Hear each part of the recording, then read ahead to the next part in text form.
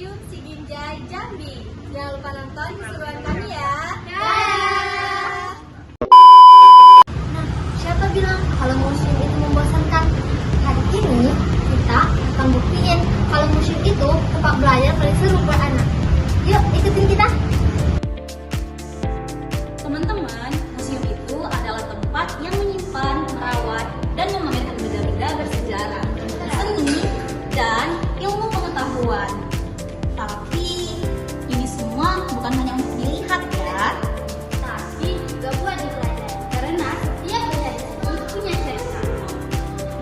jadi museum itu penting banget loh untuk melestarikan budaya, sejarah agar tidak ditelan oleh zaman. Selain itu, museum memiliki beberapa fungsi. Yang pertama, fungsi edukatif, di mana museum ini adalah tempat belajar bagi anak-anak. Dan yang kedua adalah fungsi rekreasi, di mana museum ini adalah tempat wisata. Dan yang terakhir adalah fungsi konservasi, di mana museum ini adalah tempat menjaga barang-barang bersejarah. Jadi, datang ke museum itu sama aja kayak kita belajar sambil jalan-jalan. Sekarang, kenapa sih museum itu penting buat anak?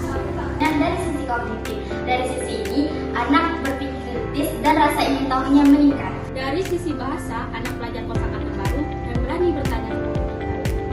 Dari sisi sosial emosional, anak belajar sabar, tertib, dan menghargai hasil karya orang lain.